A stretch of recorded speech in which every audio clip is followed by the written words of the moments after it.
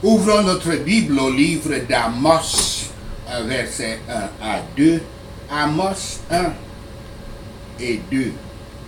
Ruine prophétisée sur les nations méchantes. Ruine prophétisée sur les nations méchantes. Le nom de l'auteur de ce livre, Amos, signifie fardeau ou porteur de fardeau. Il était un contemporain d'Osée et d'Ésaïe, des prophètes de l'Ancien Testament. Amos était un berger appelé par Yahweh pour être un prophète dans les villes d'Israël pendant une période de richesse et d'abondance dans ce royaume du Nord. Bien que la prophétie d'Amos soit dirigée vers le royaume du Nord, Israël, Amos lui-même vient de Tekoa, une ville de Juda à 8 km au sud de Bethléem. Son travail en tant que berger et jardinier implique, berger et agriculteur, non pas jardinier, implique qu'il appartient à la classe ouvrière, jusqu'à ce que Yahweh lui commande d'être l'un de ses prophètes.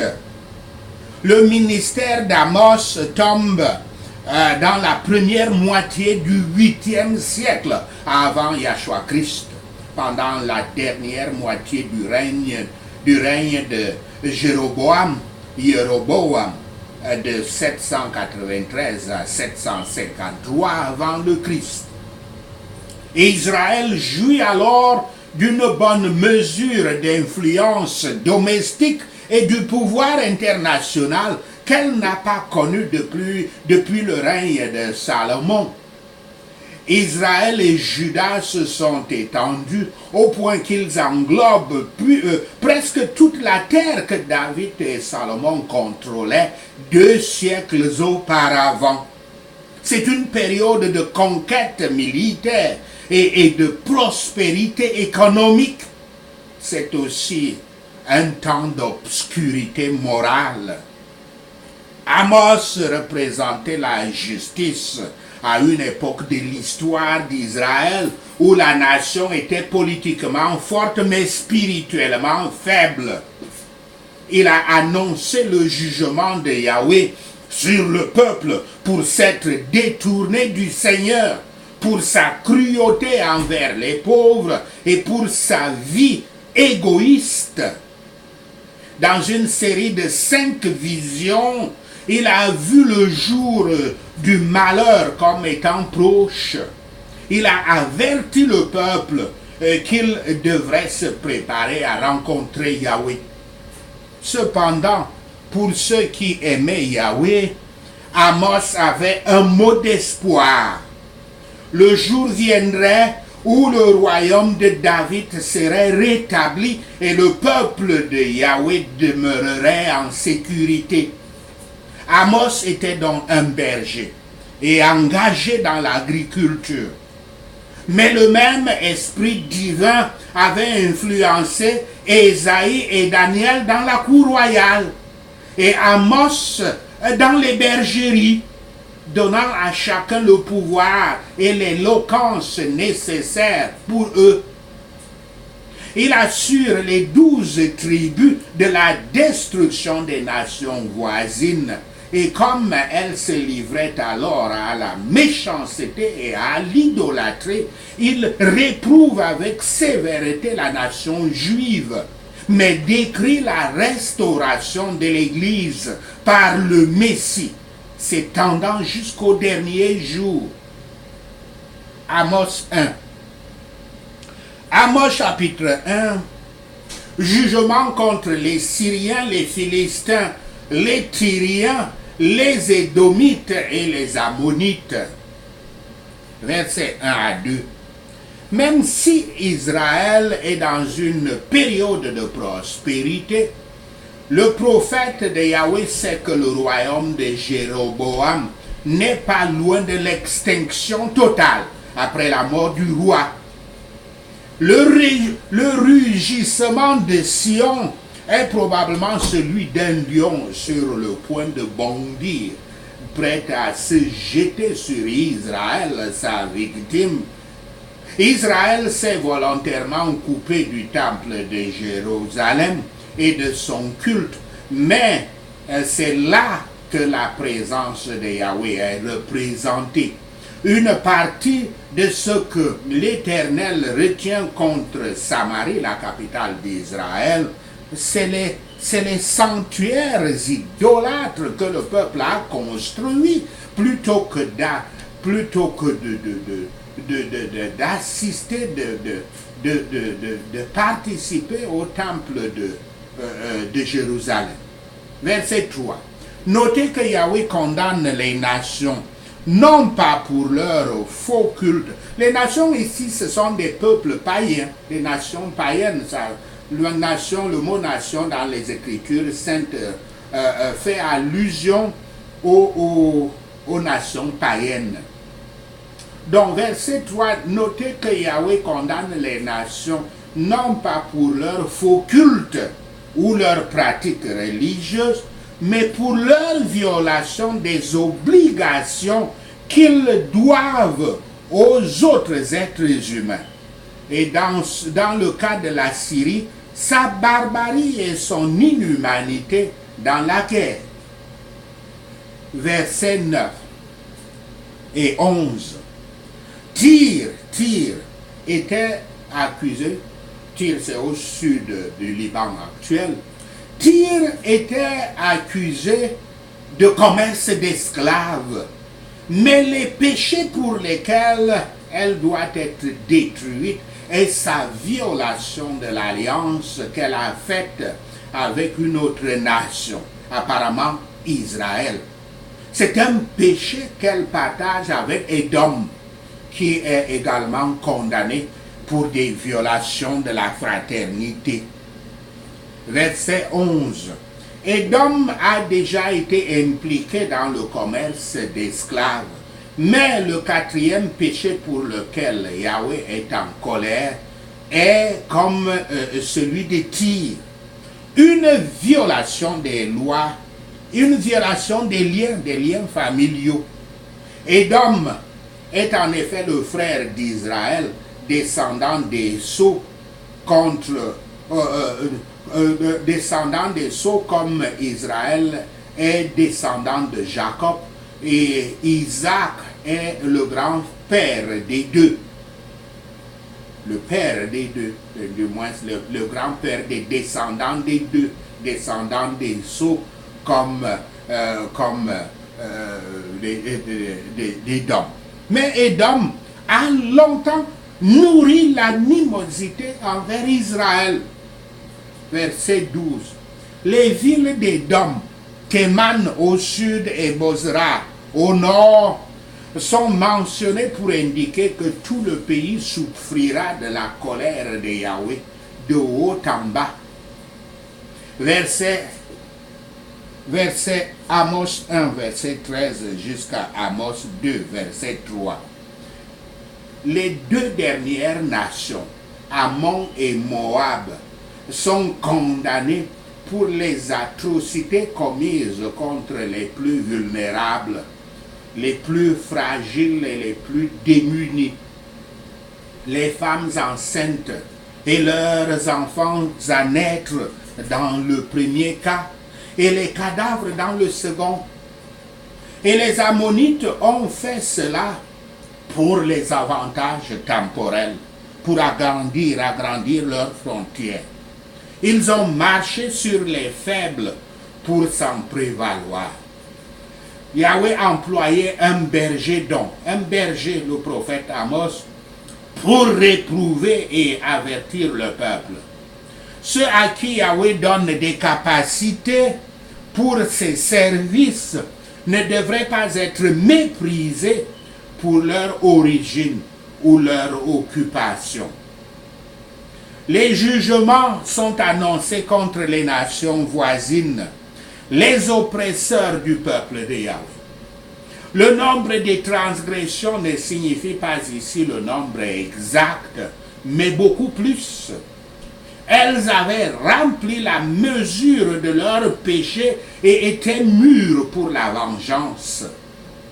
La méthode de traiter avec ces nations, avec en partie la même la méthode de traiter avec ces nations est en partie la même, mais dans chacune, il y a quelque chose de particulier. Dans tous les âges, dans tous les temps, cette amertume a été montrée contre le peuple de l'Éternel. Quand Yahweh s'occupe de ses ennemis, combien ces jugements sont énormes. Amos 2, versets 1 à 8. Jugement contre Moab et Juda. Vous avez remarqué que j'ai regroupé les versets de Amos 1, verset 13 à Amos 2, verset 3, qui se réfèrent tous à la condamnation d'Ammon et de Moab, deux nations étrangères aux Israélites, qui étaient de Juda et d'Israël. Cet étrange arrangement, étrange à ma compréhension des chapitres, confirme, pas étrange à ma compréhension, je veux dire, mais étrange certainement à vous. Cet arrangement des chapitres confirme le sérieux que les anciens scribes ont mis dans l'accomplissement de leur devoir de réécrire leur copie exactement, fidèle au livre saint original. Souvenons-nous que non seulement les copies avaient été soigneusement réécrites et vérifiées lettre par lettre, mais qu'il y avait différentes façons de vérifier les erreurs, dont l'une était le nombre total des copies d'un chapitre après le comptage de toutes les lettres, car chaque lettre de l'alphabet hébreu correspond à un nombre, et ce total devait être le même que le total dans le texte original de l'écriture. Vous savez pourquoi on faisait tout ça? Parce que à l'époque, le papier n'était pas, le papier pour écrire n'était pas sophistiqué comme le papier d'aujourd'hui. C'était le papier de papyrus qui était très périssable. Donc la seule façon de protéger les anciens livres saints, de protéger leur contenu, était de réécrire. D'où donc le métier de scribe, des gens qui écrivaient. Donc ne prêtez donc pas attention aux conversations des imbéciles quand ils disent que la Bible a été écrite ou alors a été réécrite par les catholiques romains, ou même les catholiques romains et les autres membres de l'Église et les théologiens qui vous diront que vous ne devez pas toujours citer les Écritures parce qu'elles sont des œuvres des humains. Évidemment, les théologiens vous disent dans ce cas que le Saint-Esprit n'a pas parlé à travers les auteurs des livres bibliques. Ils ne font pas confiance à la parole de Dieu. Il n'y a pas plus grand ignorant que cela. Versets 4 à 16. Les deux oracles du jugement dans ce chapitre 2, contre Juda et contre Israël, montrent le progrès de l'apostasie. L'apostasie qui est l'abandon de la foi. Pendant le ministère d'Amos, les choses ne sont pas aussi mauvaises en Juda qu'en Israël. Mais finalement, Juda sera coupable de tous les péchés dont Amos accuse Israël au verset 6 et 12. Au mieux, les relations entre les royaumes divisés, Israël au nord et Juda au sud ont pris la forme d'une coexistence pacifique. Mais le plus souvent, les deux royaumes frères ont interagi avec l'hostilité pure et simple, et parfois avec la guerre. Le public israélien d'Amos aurait apprécié son message jusqu'à présent.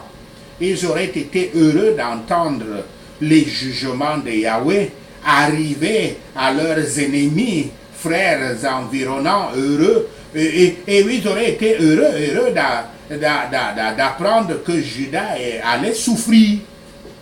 Frères et sœurs, ne soyez jamais heureux des souffrances de votre prochain, même s'il est le pire des pécheurs, le pire des sorciers. Versets 6 à 16. Les versets restants du chapitre 2 décrivent Israël comme coupable des mêmes crimes contre l'humanité dont les nations païennes autour d'elle ont été accusées. Israël a ouvertement désobéi au commandement de la parole de Yahweh, s'immisçant dans des relations sexuelles incestueuses et libertines, en particulier sans doute en ce qui concerne les rites de fertilité dans les temples et les sanctuaires des démons tels que Ashtoreth, dont le pluriel est Ashtaroth, un dieu cananéen connu sous le nom du prince héritier de l'enfer, associé au sexe et à la fertilité, mais qui est aussi appelé comme la reine des cieux, un nom qui nous est commun dans une église dite chrétienne et qui est adoré dans cette église sous ce même titre, le titre de déesse, la reine des cieux, Tout comme Baal qui est associé au soleil et aux tempêtes, Ashtoreth est un dieu de la nature, stimulé par des esprits démoniaques qui prétend avoir évolué hors du chaos aquatique primitif. Car à la fois Baal et Ashtoreth ont échappé aux têtes du monstre aquatique babylonien Anouk, qui est appelé ailleurs le dragon, qui est appelé le Léviathan en Égypte. Le culte des deux était grossièrement licencieux et extrêmement cruel, puisque l'un de ces cultes avec Molech impliquait le sacrifice des enfants dans le feu de la statue de Molech. Le culte des deux était donc très grossièrement licencieux et extrêmement cruel.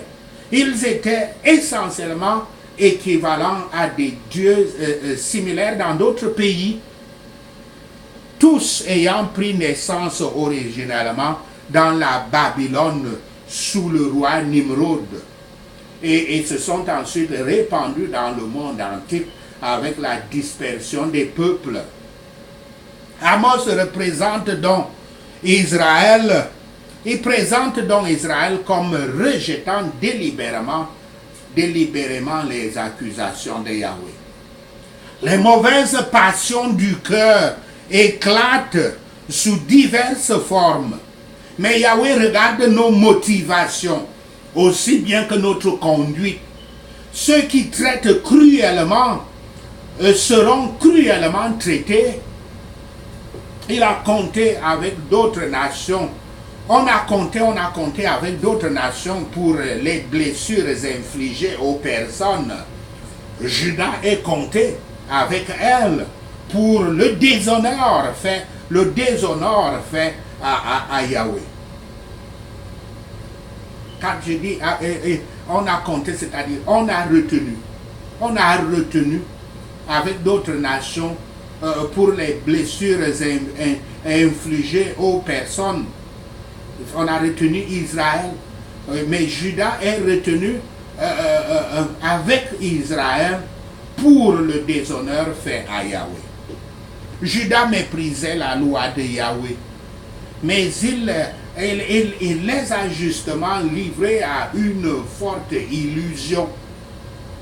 Et ce n'était pas une excuse pour leur péché qu'ils étaient des mensonges, les idoles après quoi leurs parents marchaient. Les pires abominations et les oppressions les plus graves ont été commises par certains des adeptes de Yahweh, certains qui se présentaient comme croyants. Une telle conduite conduit beaucoup à l'incrédulité et à une vile idolâtrie. Amos 2, versets 9 à 16, l'ingratitude et la ruine d'Israël. Versets 13 à 16, la colère de Yahweh est inéluctable, indépendamment de la richesse, du pouvoir et du talent terrestre. Comme précédemment avec les autres nations, le jugement de Yahweh prendra la forme d'une attaque par une nation plus forte. Ce sera la Syrie, quelques décennies plus tard. La théorie assyrienne de la conquête est la dévastation complète d'une nation, le dépeuplement de son territoire et la terreur sur ce qui reste. Nous devons souvent nous rappeler les pitiés que nous avons reçues, ce qui ajoute beaucoup au mal des péchés que nous avons commis. Ils avaient de l'aide pour leurs âmes qui leur appartenaient qui leur apprenaient, les aides leur apprenaient à faire bon usage de leur plaisir terrestre et avaient donc plus de valeur. Les ministres fidèles, les ministres de Dieu fidèles sont de grandes bénédictions pour tous les peuples. Mais c'est Yahweh qui les élève pour être ainsi. La propre conscience des pécheurs témoignera que Yahweh ne leur a pas manqué dans les moyens de grâce. Ils ont fait ce qu'ils pouvaient pour amener les croyants de côté. Les ministres ont fait tout pour mettre les croyants de côté. Satan et ses agents sont occupés à corrompre les esprits des jeunes qui regardent vers le ciel. Ils en surmontent beaucoup. Satan et ses agents, ses démons surmontent beaucoup, parviennent à vaincre beaucoup en les attirant vers l'amour de la gaieté et du plaisir et vers les drogues, les boissons. Des multitudes de jeunes hommes qui se disent justes en tant que professeurs, enseignants de la religion, pasteurs, ministres de Dieu, ont erré, ont fait des erreurs à travers les drogues, les boissons et ont été défaits pour toujours. Yahweh se plaint du péché, en particulier des péchés de son peuple, comme un fardeau pour lui. Quand les gens rejettent la parole de Yahweh, ajoutant ainsi l'obstination au péché, et cela devient le caractère général d'un peuple, ils seront livrés à la misère, malgré tout leur pouvoir et toutes leurs ressources, toutes leurs richesses. Puissions-nous alors nous humilier devant Yahweh pour toute notre ingratitude et toute notre infidélité. Sachez ceci, et le Seigneur Yahweh vous bénira. Prenons ces points de prière. Prions Amos 1 et 2. Yahweh rugit de son temple et tonne de son église au nom de Yahshua le Messie. Les pâturages des bergers se dessèchent et le sommet de la montagne se dessèche au nom de Yahshua le Messie. Pour les nombreux péchés de la nation cupide, Yahweh Shaphat, notre juge, ne te relâche pas au nom de Yahshua le Messie. Parce qu'elle a divisé le pays avec des traîneaux à dents de fer Yahweh Shaphat envoie du feu sur ses palais qui consumera ses forteresses au nom de Yahshua le Messie. Yahweh Kana, notre Père, Dieu, Yahweh jaloux, brise la protection du royaume cupide au nom de Yahshua le Messie. Seigneur Yahweh, détruis les habitants de la vallée de la méchanceté et celui qui tient leur sceptre au nom de Yahshua le Messie. Yahweh Shaphat conduit leur peuple en exil vers une nation hostile au nom de Yahshua le Messie. Pour les nombreux péchés de la nation belliciste, Yahweh Shaphat ne relâche